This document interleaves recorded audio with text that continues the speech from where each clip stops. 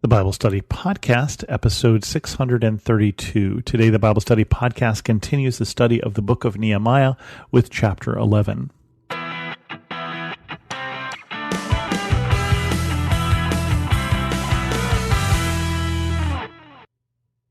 Welcome to the Bible Study Podcast. We continue the study of Nehemiah with chapter 11, which talks about the new residents of Jerusalem.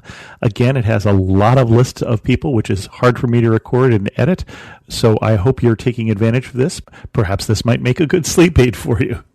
The new residents of Jerusalem. Now the leaders of the people settled in Jerusalem. The rest of the people cast lots to bring 1 out of every 10 of them to live in Jerusalem, the holy city, while the remaining 9 were to stay in their own towns. The people commended all who volunteered to live in Jerusalem. These are the provincial leaders who settled in Jerusalem. Now some Israelites, priests, Levites, temple servants, and descendants of Solomon's servants lived in the towns of Judah, each in their own property in the various towns, while other people from both Judah and Benjamin lived in Jerusalem.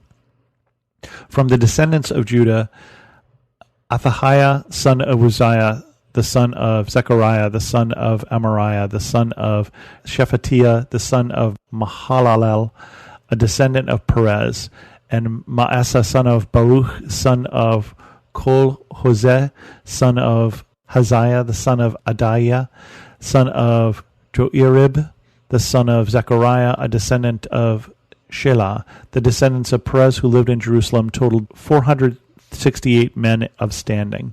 From the descendants of Benjamin, Salu, son of Meshullam, son of Joed, the son of Pedaiah, the son of Koliah, the son of Maaseiah, the son of Ithiel, the son of Jeshiah, and his followers, Gabiah and Salai, 928 men. Joel, the son of Zikri, was their chief officer, and Judah, son of Hasanuah, was over the new quarter of the city.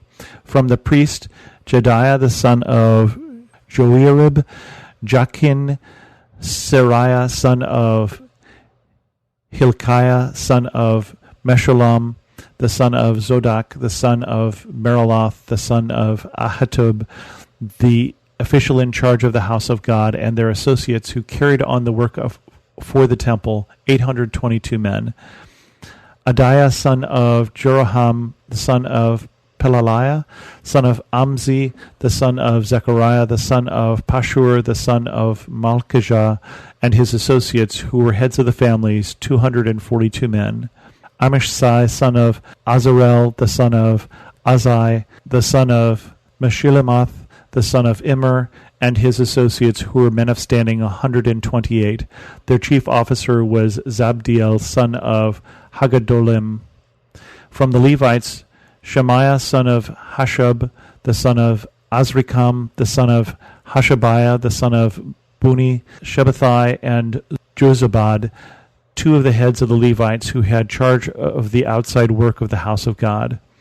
Mattaniah, son of Micah, the son of Zabdi, the son of Ashaph, the director who led in thanksgiving and prayer. Bakbukiah, second among his associates, and Abda, son of Shamoah, the son of Galal, the son of Jeduthun. The Levites in the holy city totaled 284. The gatekeepers, Akub, Talmon, and their associates who kept watch at the gates, 172 men. The rest of the Israelites with the priests and the Levites were all in the towns of Judah, each on their ancestral property. The temple servants lived on the hill of Ophel, and Ziha and Gishpa were in charge of them. The chief officer of the Levites in Jerusalem was Uzzi, son of Bani, the son of Hashbiah, the son of Mattaniah, the son of Micah. Uzzi was one of Asaph's descendants, who were the musicians responsible for the service of the house of God. The musicians were under the king's orders, which regulated their daily activity. Pethahiah, the son of Meshezabel, was one of the descendants of Zerah, the son of Judah, was the king's agent in all affairs relating to the people. As for the villages with their fields, some of the people of Judah lived in Kiriath Arba and its surrounding settlements, in Dibon and its settlements, in Jekabzeel and its villages, in Jeshua, in Moladah, in Beth Pelet, in Hazar Shuel, in Beersheba and its settlements, in Ziklag, in Mekonah and its settlements, in En Rimam, in Zorah, in Jarmuth, Zanoah, Adulam and their villages, in Luchish and its fields, in Azekah and its settlements. So they were living all the way from Beersheba to the valley of Hinnom.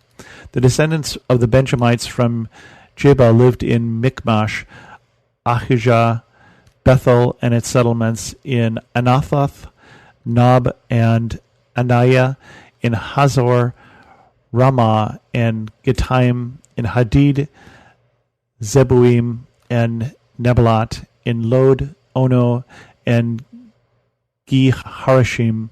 Some of its divisions, the Levites of Judah, settled in Benjamin.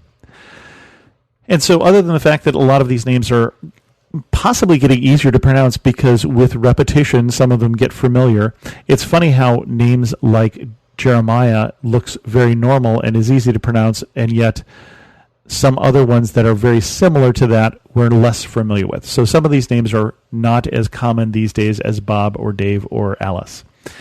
But we've got these people who are settling into the land, and now that they have the walls back in Jerusalem, they're bringing people in. It's not just allowing people to come in, but taking a lottery to see who will move in and repopulate the city. They want this city to be restored, and to restore it, they have to have more of a population than they had before.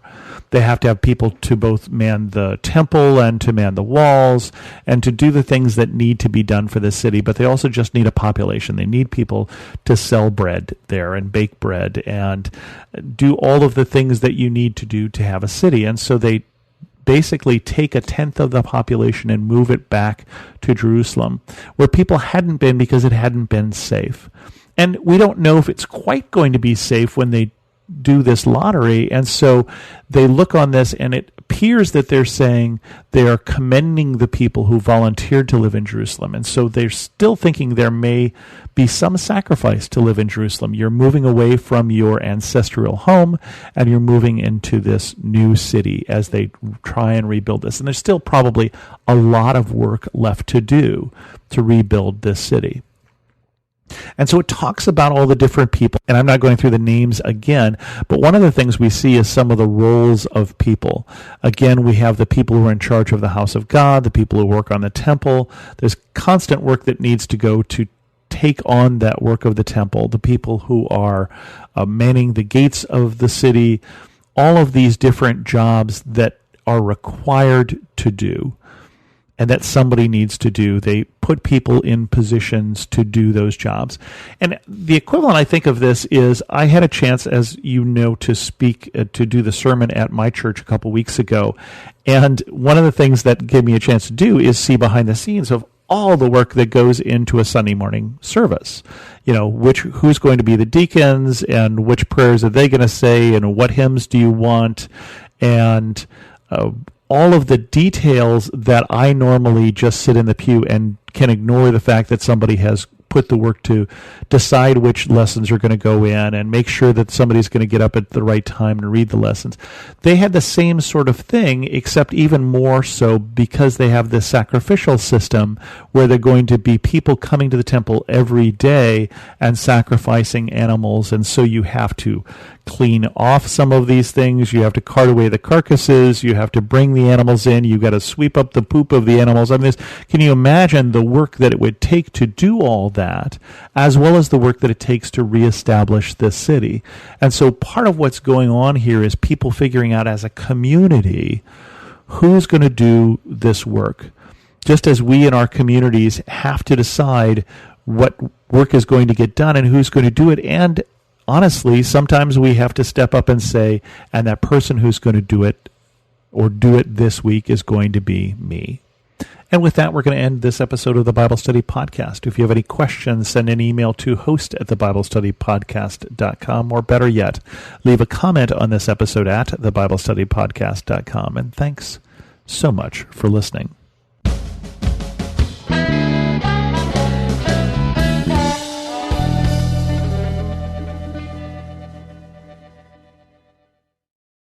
Hey there, it's Nicole Eunice, host of the How to Study the Bible podcast, where every single week we join together to encounter God through His Word. You can subscribe at lifeaudio.com.